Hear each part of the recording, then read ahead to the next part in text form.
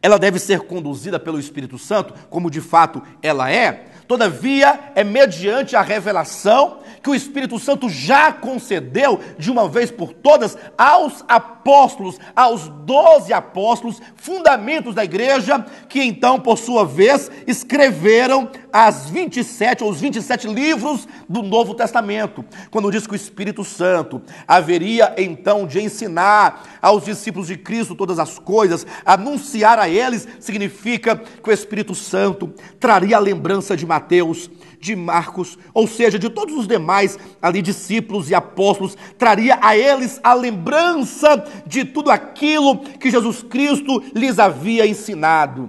E então, inspirados por essa força do Espírito Santo, por essa luz do Espírito Santo, eles haveriam de escrever o Novo Testamento, os 27 livros, de maneira que hoje nós temos, de maneira prática, de maneira tangível, de maneira aqui tocável, esta revelação que o Espírito Santo traria. Veja no capítulo 16, como que Jesus fala ainda nesse sentido, dizendo: quando vier, porém, o Espírito da verdade, ele vos guiará a toda a verdade.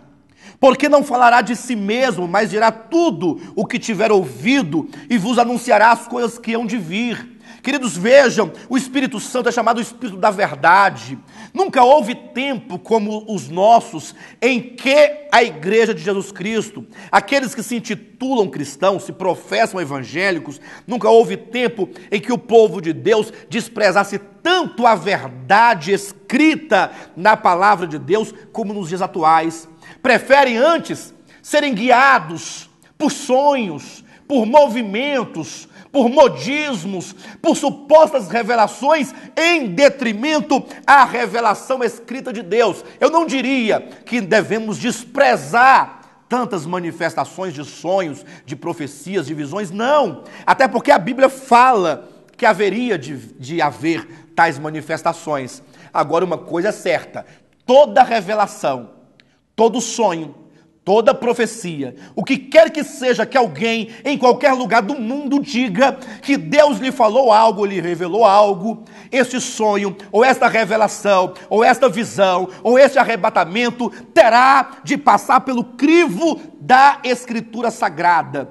Se não estiver de acordo com a Bíblia Sagrada, diz o apóstolo Paulo aos Gálatas, capítulo 1, versículos 6, 7, 8 em diante, que ainda que venha um anjo do céu, cheio de luz, ainda que seja loiro, ainda que seja dos olhos verdes, não importa como se pinta, como se desenha, muitas vezes, os supostos anjos de Deus, mesmo que um anjo do céu desça, se porventura prega evangelho que vá além deste que nós temos recebido por parte de Deus, de seus apóstolos, seja anátema.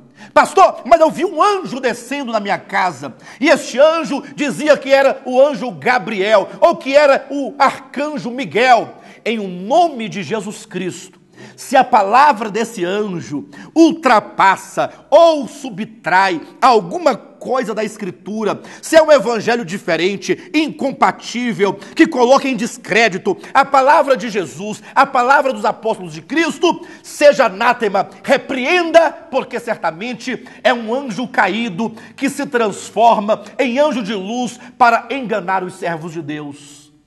A igreja, ela é guiada pelo Espírito Santo, mediante a revelação, as palavras que o Espírito da verdade fez lembrar, trouxe a lembrança, a mente ao coração dos apóstolos de Cristo, para que eles, por sua vez, nos legassem estes 27 livros como fundamentos da Nova Jerusalém, fundamentos da igreja, sobre os quais a igreja precisa ser edificada. Olha, queridos, eu não sei o tanto que você consegue ver.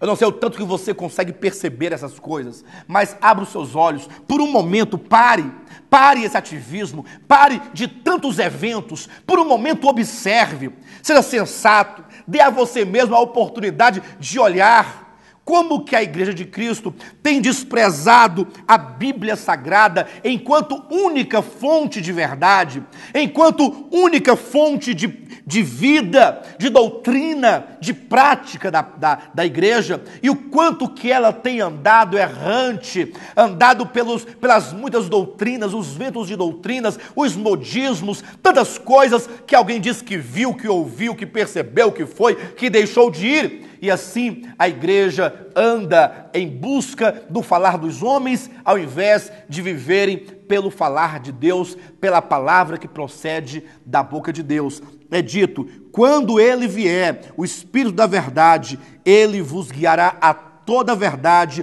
porque não falará por si mesmo, mas dirá tudo o que tiver ouvido e vos anunciará as coisas que hão de vir. E o 14 diz: ele me glorificará. A revelação do Espírito Santo que ele traz à sua igreja é, na verdade, um ministério de glorificar a Jesus Cristo. O Espírito Santo não foi enviado para se glorificar a si mesmo. Ele não foi enviado para promover a si mesmo como centro e substância de todas as coisas. Lembre-se que quando Deus se revela para nós, na sua trindade, como na Bíblia Sagrada se apresenta o Pai, o Filho e o Espírito Santo, quando diz respeito à obra que cada um deles realiza, sabemos que o Filho veio glorificar o Pai. É por isso que o Filho, em todo o tempo, esteve dizendo: olha, eu sou o servo do Pai, que fala as palavras do Pai, que vim glorificar o Pai.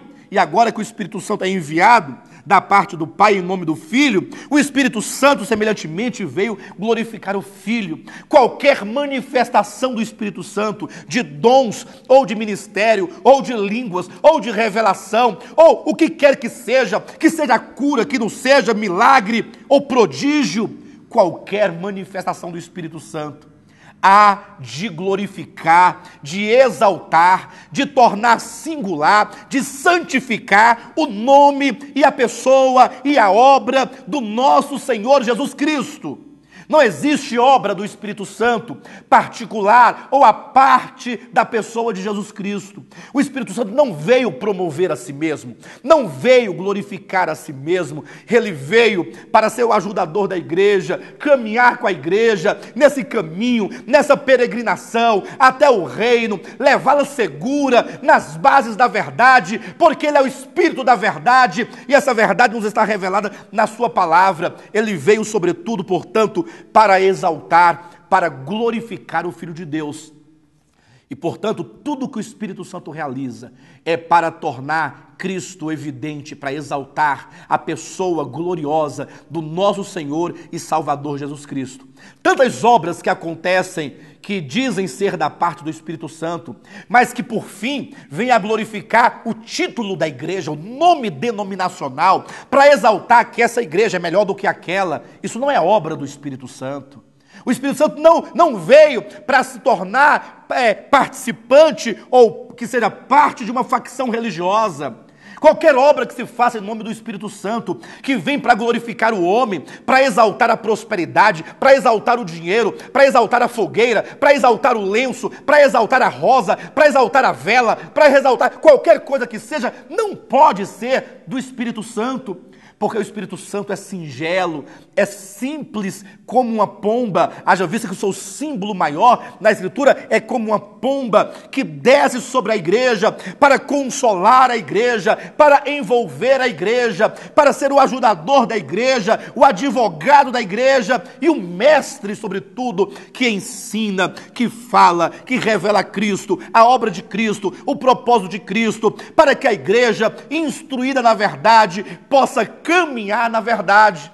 É por isso que nós pedimos também que os irmãos lessem conosco o versículo, capítulo 14 de João, no versículo 21, que diz: aquele que tem os meus mandamentos e os guarda, esse é o que me ama, e aquele que me ama será amado por meu Pai, e eu também o amarei e me manifestarei a ele. Ou seja, uma vez que Cristo envia seu Espírito Santo com a palavra da verdade, com o ministério de revelar a Escritura para a sua igreja, por outro lado, é dito que a igreja mantém um relacionamento com Deus, um relacionamento com Cristo, cabeça da igreja, um relacionamento com o Espírito Santo, não um relacionamento de empresa, de empresários, de negócio, de sociedade. Eu dou 10, o Espírito me dá 20. Eu dou 100, o Espírito me dá 1000. Eu dou 1000, ele me dá 1.000.000. O sangue de Jesus tem poder. Isto é obra das trevas. Deus não tem nada a ver com a maldade, com a ganância deste mundo perverso, e que o dinheiro tem sido Deus desse século. Mamon tem atraído milhares e milhares de pessoas e tirado essas pessoas do caminho da verdade. Mas é dito que os servos de Deus, os filhos de Deus, e se você, meu irmão, é servo de Deus e é filho de Deus, entenda que o nosso relacionamento com Deus, o Pai, com o Filho, cabeça da igreja, com o Espírito Santo, o ajudador, o consolador, é um relacionamento de verdade, que é a palavra revelada, e agora só é possível que isso aconteça se houver, antes de tudo, um relacionamento em amor. Aquele que me ama. Se você ama a Cristo, você amará a sua palavra. Mas se você não ama a palavra de Cristo, é sinal evidente de que você não ama o Senhor. É impossível que alguém ame a palavra de Deus sem antes amá-lo. Talvez diga, pastor, mas eu amo a palavra de Deus. Eu digo, e o quanto você faz uso dela? Será que você tem dirigido a sua vida, construído a sua vida cristã, e não somente a vida enquanto vivência, mas a sua vida enquanto prática cristã, prática de culto, prática de adoração, prática de serviço, de acordo com o Novo Testamento? Ou será que você é daqueles que ama os homens e a glória dos homens, e portanto, porque você quer as coisas, quer um status, quer uma posição ou quer algum lucro com isso, você tem deixado a verdade de Deus e trocado essa palavra pela palavra desse século, o evangelho espúrio desse século?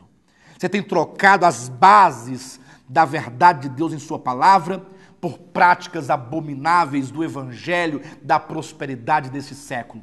Pense, meu irmão, sobre isso, e eu tenho certeza que o Espírito Santo vai te iluminar. Se o seu coração for puro e sincero e desejar de fato pelo Senhor, você encontrará a verdade com toda a certeza. Quero lembrá-los da nossa 7ª conferência bíblica. Vocês não podem esquecer que no mês de agosto será a conferência do Ministério Apostólico de Volta à Palavra. Na ocasião nós vamos tratar do tema o pleno Evangelho de Deus.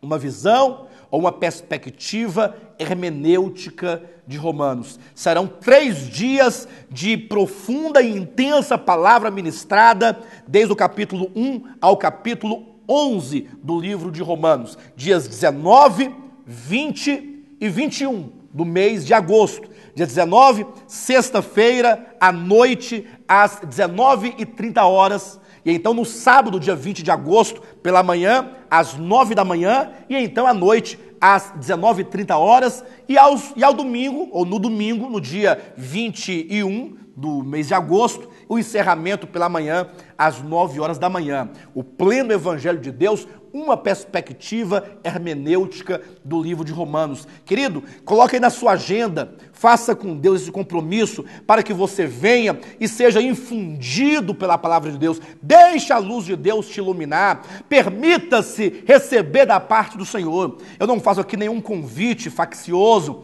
para que você venha para cá, não. Nós estamos oferecendo esta conferência para aqueles que amam a Jesus, para aqueles que amam a sua palavra e desejam conhecê-la e viver de acordo com a palavra de Deus.